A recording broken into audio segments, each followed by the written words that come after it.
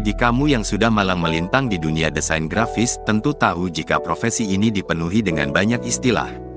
Namun bagi pemula dan masih belajar desain grafis, terkadang beberapa istilah masih terdengar asing di telinga. Nah, berikut ini beberapa istilah desain grafis yang wajib kamu tahu.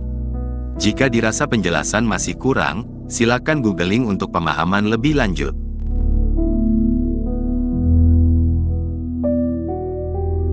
1. Raster dan vektor. Gambar raster atau ada yang menyebut gambar bitmap adalah gambar yang terbentuk dari kumpulan piksel atau titik yang tersusun menjadi warna dan bentuk tertentu.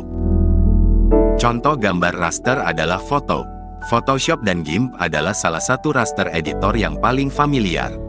Dengan software ini kamu bisa memanipulasi warna dan merubah sifat piksel.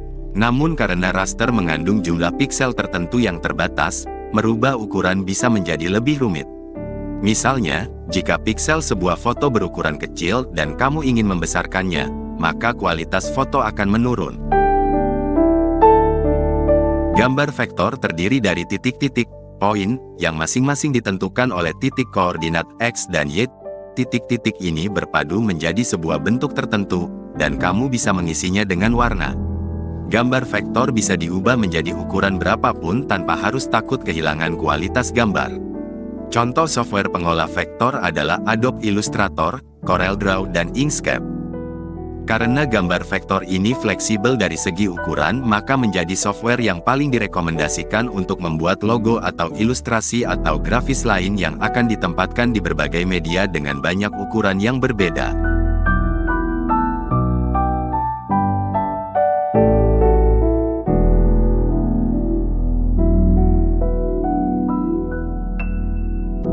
2. CMYK dan RGB. CMYK adalah singkatan dari Cyan Magenta Yellow Black. Ini adalah warna standar desain yang akan dikirim ke proses cetak atau printer. Jadi jika kamu ingin mengirim desain brosur ke dalam mesin cetak, gunakanlah pengaturan warna CMYK atau kamu akan mendapatkan hasil cetak yang berbeda dari yang terlihat di monitor.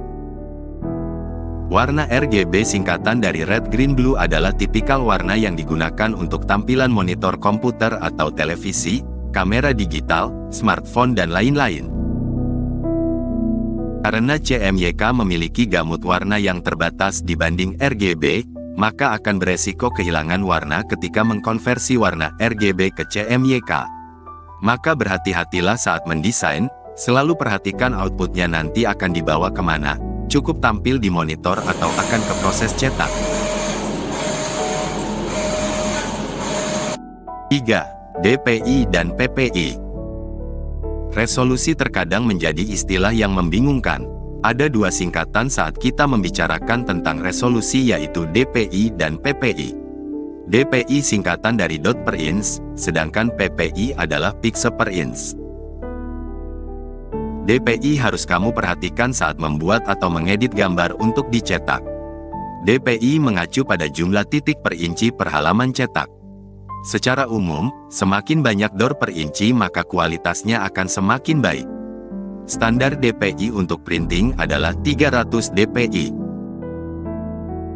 Sedangkan PPI atau pixel per inch yang mengacu pada jumlah piksel per inci dalam sebuah gambar. Jika kamu memperbesar sebuah gambar di Photoshop, maka akan mengurangi jumlah piksel per incinya, artinya kualitas gambar akan menurun. Ingat ya guys, resolusi hanya berlaku untuk pengolahan gambar raster, karena vektor tidak bekerja menggunakan itu. 4. Tipografi. Sederhananya, tipografi adalah teknik mengatur huruf atau teks dalam sebuah proses desain. Tipografi memiliki fungsi sebagai sarana untuk menyampaikan informasi secara jelas dan juga digunakan untuk menarik perhatian pengguna. Maka tipografi menjadi salah satu dasar desain grafis yang sangat penting dan harus dipelajari lebih dalam. Seorang desainer grafis yang baik harus tahu jenis huruf yang digunakan, pengaturan kerning yang baik, ukuran huruf, bagaimana memilih pasangan font atau bahkan harus bisa menentukan font seperti apa yang harus digunakan pada media tertentu. 5. Logo versus brand. Logo adalah salah satu karya grafis yang kuat. Logo yang baik bekerja sebagai pengingat instan dari perusahaan atau produk tertentu dan bagi desainer sendiri mewakili sebuah tantangan besar dalam merumuskan esensi klien menjadi sebuah gambar tunggal. Logo yang baik bisa bertahan dalam waktu yang lama, timeless, dan akan mudah dikenal oleh banyak orang bahkan hanya dengan sebuah potongan kecil logo. Apakah logo sama dengan brand?